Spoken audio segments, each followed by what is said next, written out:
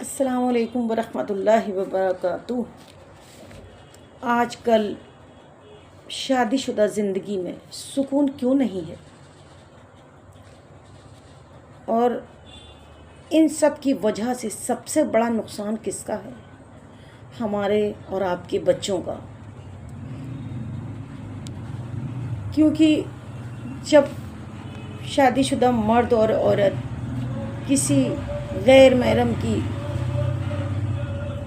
باتوں میں آ کے اپنا گھر خراب کر لیتے ہیں تو ان کا کچھ نہیں بگڑتا ان کا بھی ہے، پر ان کو ایسا لگتا ہمارا کچھ نہیں بگڑے گا، اور سب سے زیادہ جو بگڑتا ہے وہ ان کے بچوں کا بگڑتا ہے۔ کیونکہ بچے اگر ماں کے ساتھ رہیں گے تو وہ باپ کے لیے پریشان رہیں گے، اور اگر باپ کے ساتھ رہیں گے تو ماں کے لیے پریشان رہیں گے۔ تو بچوں کو تو دونوں چاہیے۔ آج کل شادی شدہ زندگی میں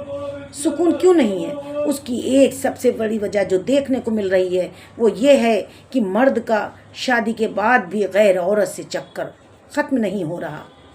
اور عورت کا غیر مرد سے چکر ختم نہیں ہو رہا۔ شادی سے پہلے آپ لوگوں کے جی ایف بی ایف جو تھے ان سب کو چھوڑ دیجئے۔ اپنی شادی شدہ زندگی میں سکون لانا چاہتے ہیں مرد یا عورت، تو ان غیر محرم عورت یا آدمی کو چھوڑ دیجئے۔ حرام کے رشتوں میں کبھی بھی سکون نہیں ہوتا۔ غیر عورت سے لو یو بولا جا رہا ہے، غیر عورت سے رومانس کی باتیں ہو رہی ہیں، اپنی بیویوں سے چھپ کر رات بھر بات کر رہا ہے آدمی، رات بھر سو نہیں رہا، جس کی وجہ سے اس کی صحت پہ کتنا برا اثر پڑتا ہے۔ اسی طرح کے آج کل آدمی بھی ہیں، اور اسی طرح کے آج کل عورتیں بھی ہیں کہ اپنے شوہر اور اپنی بیویوں سے چھپ کر غیر محرموں سے باتیں کی جاتی ہیں، جس سے رات بھر جاگنے سے صحت تک خراب ہو جاتی ہے، اور انہی کے ساتھ گھومنا پھرنا،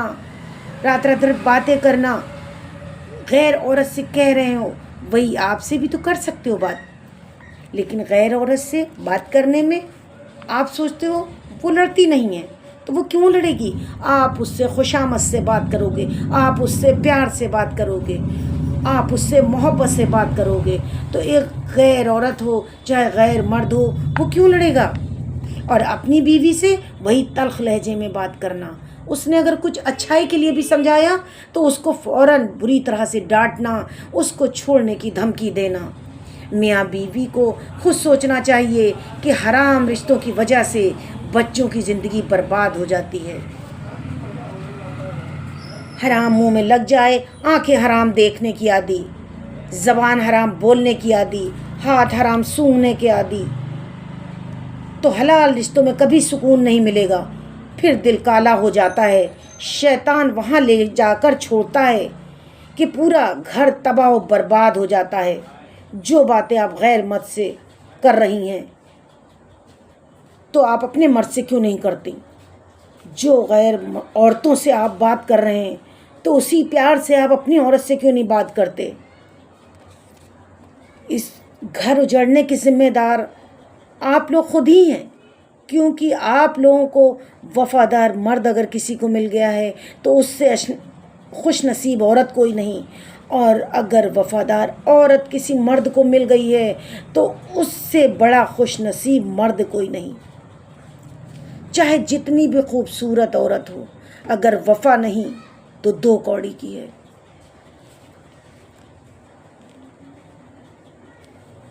اپنا مرد برا لگ رہا ہے،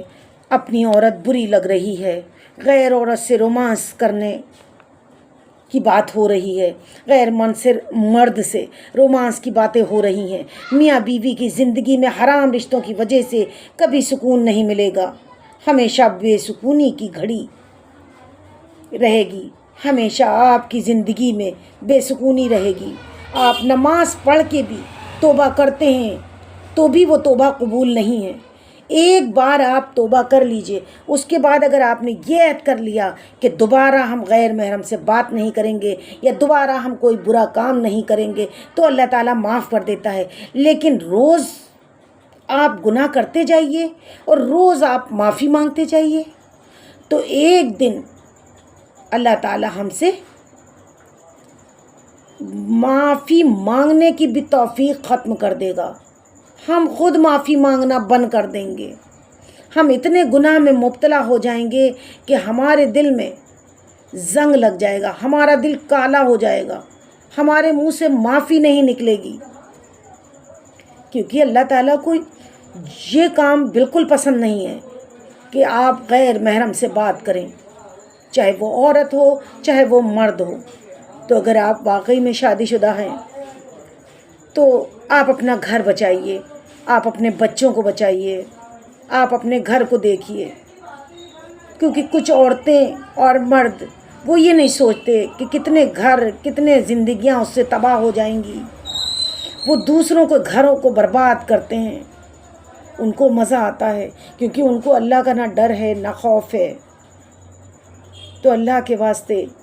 اگر آپ نماز پڑھتے ہیں، روزہ رکھتے ہیں، تو آپ سچے دل سے نماز میں بار بار توبہ کریے، معافی مانگیے کہ اللہ ہم کو اس گناہ سے بچا لے، اللہ ہم کو اس گناہ سے بچا لے، اللہ ہم کو اس گناہ سے بچا لے، اور دوبارہ ایسا گناہ کرنے کی توفیق نہ دے۔